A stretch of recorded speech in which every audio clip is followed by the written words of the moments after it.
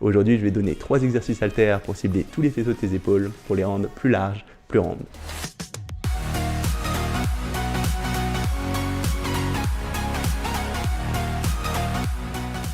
Salut, c'est Nico et dans la vidéo d'aujourd'hui, on va parler des épaules et plus précisément de 3 exercices aux haltères pour réussir à cibler tous les faisceaux de tes épaules et développer des épaules à la fois rondes, complètes et larges. Et les épaules, c'est des muscles sur lesquels j'ai pris relativement naturellement. C'est des choses où dès que j'ai commencé à faire de la musculation, j'ai vu vite une progression. Mais au début, j'avais surtout le faisceau avant de l'épaule qui se développait. C'était pas très équilibré, pas très esthétique. Et c'est seulement petit à petit que j'ai découvert comment bien les stimuler sous tous les angles, développer le faisceau avant, mais aussi le faisceau latéral, le faisceau arrière. Et c'est tout l'intérêt de ces exercices. En fait, je me suis rendu compte que les exercices qui m'ont permis de faire le plus la différence sur ces épaules, c'est des choses aux haltères. Donc c'est intéressant parce que c'est des choses que tu pourras faire à la salle de sport, mais aussi chez toi, même si tu n'as que des haltères. Donc aujourd'hui, je vais commencer par donner quels sont ces 3 exercices qui ont fait le plus la différence sur mes épaules. Et dans un deuxième temps, je t'expliquerai comment les intégrer à tes entraînements. Donc le premier exercice, c'est quelque chose qui m'a permis de mettre particulièrement l'accent sur le faisceau avant, et c'est des développés épaules aux haltères debout. Et c'est un exercice que pas mal de pratiquants ont tendance à faire assis et à le considérer que c'est un exercice polyarticulaire qui cible l'ensemble des épaules, mais moi j'ai tendance à le considérer comme un exercice pour le faisceau avant d'épaule et je trouve que c'est une meilleure façon de le faire debout. Je vais t'expliquer exactement pourquoi. Déjà, en fait, quand tu regardes l'action de ce faisceau avant d'épaule, il va t'aider à lever ton bras devant et en diagonale.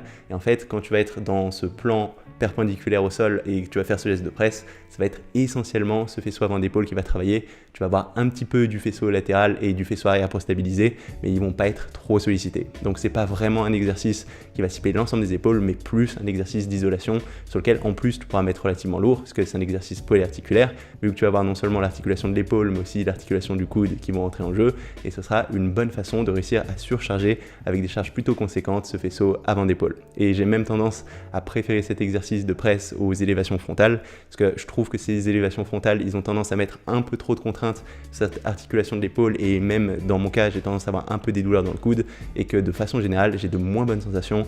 J'ai même l'impression que j'ai eu de moins bons résultats avec ces élévations frontales comparé à ce geste de presse. Donc je te conseille vraiment plus de tourner vers ce geste de presse pour ton faisceau avant plutôt que vers ces élévations frontales. Ensuite, ce qui fait que je préfère les faire debout plutôt qu'assis, c'est que c'est une meilleure façon de réussir à isoler le deltoïde. Il y a des études qui ont mis ça en avant. En fait, naturellement, quand tu vas être assis, tu auras plus tendance à faire rentrer en jeu ton haut de pec qui va travailler de concert sur ce geste de presse et aussi tes trapèzes sur la fin du geste. Donc peut-être que tu mettras un petit peu moins lourd quand tu seras debout puisque tu vas plus isoler ces deltoïdes et ce sera peut-être un petit peu moins confortable puisqu'il faudra avoir les abdos contractés pour maintenir ta posture, mais ce sera une meilleure façon d'isoler l'ensemble de tes deltoïdes et de mettre cette tension sur ce faisceau avant d'épaule.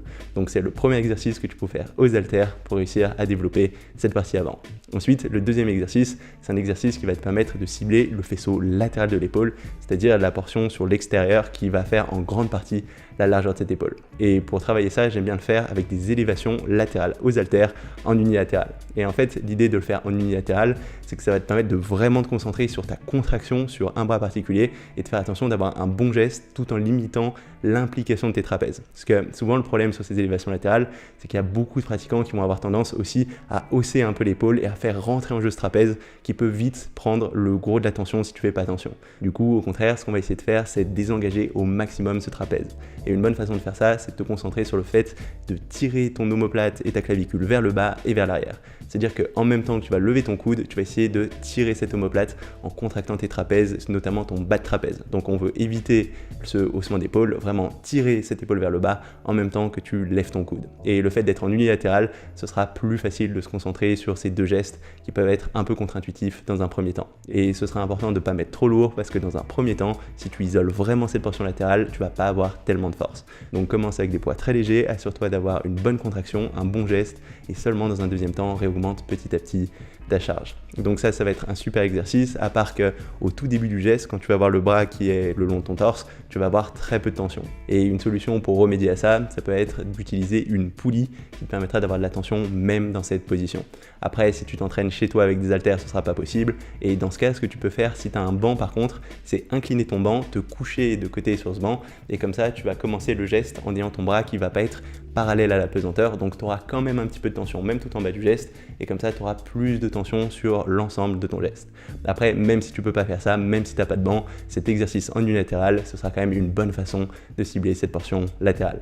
Ensuite, on arrive au troisième et dernier exercice aux haltères pour réussir à développer l'ensemble de ses épaules, et c'est un exercice qui va te permettre de cibler le faisceau postérieur, le faisceau arrière de cette épaule. Et c'est un faisceau qui est très important et qui a tendance à être très souvent négligé parce que c'est un petit faisceau qui se voit pas forcément, mais qui va jouer en grande partie à l'aspect esthétique de ses épaules, parce que c'est ce qui va faire ce côté rond qui va ressortir notamment de côté si tu veux pas cet effet épaule qui part en avant.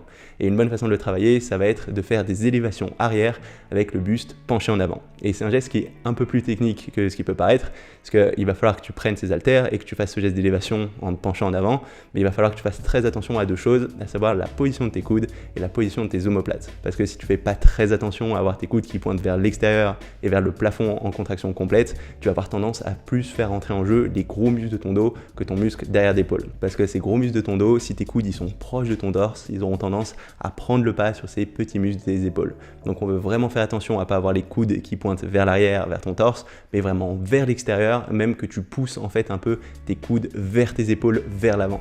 Donc on veut avoir les mains qui soient comme en position de pronation sur la barre, comme si tu tenais une barre avec les coudes vers l'extérieur. On veut pas que tu aies les haltères parallèles avec les paumes qui se font face, mais vraiment ces coudes bien vers l'extérieur, ce sera le point clé sur cet exercice. Ensuite, une fois que tu as ça bien en place, le deuxième point auquel il faudra que tu fasses vraiment attention, c'est la position de tes omoplates. Puisque les autres muscles qui peuvent entrer en jeu à la place de cette arrière d'épaule, ça va être tes trapèzes et tes rhomboïdes dans une certaine mesure. Et si tu veux vraiment garder l'attention sur cette arrière d'épaule, il faudra que tu fasses très attention à garder une position fixe de tes omoplates pour être sûr que ces muscles ne rentrent pas en jeu. Et une bonne façon de faire ça dans la pratique, ce sera de pousser ton torse en avant en même temps que tu recules tes coudes. Parce que de cette façon, ça va forcer tes omoplates à rester dans une situation fixe, contractée, et tu auras plus tendance à isoler et utiliser cette arrière d'épaule plutôt que ces muscles de l'épaisseur du dos. Donc en même temps que tu vas reculer tes coudes, pousse ton torse en avant, ça te permettra de mieux isoler cette arrière d'épaule.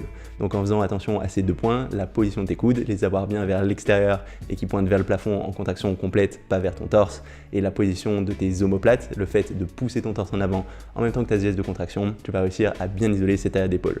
Et il faut garder en tête que cette arrière d'épaule, ça va être un tout petit faisceau, donc pas beaucoup de masse musculaire, et que du coup, tu pourras pas mettre très lourd dessus. Et même ce qui arrive régulièrement, c'est des pratiquants qui, même en mettant le poids le moins lourd possible, vont avoir du mal à faire cet exercice. Auquel cas, ce que je te conseille de faire, c'est de légèrement plier les coudes, ça va réduire ton bras de levier et ça rendra l'exercice un peu plus facile. Donc tu peux commencer avec les bras pliés au début et au fur et à mesure que tu es de plus en plus à l'aise, tu pourras tendre ces bras pour rendre l'exercice de plus en plus dur. Et une fois que tu as les bras presque tendus, là tu pourras monter ta charge et peut-être recommencer avec les bras un peu plus pliés et ainsi de suite.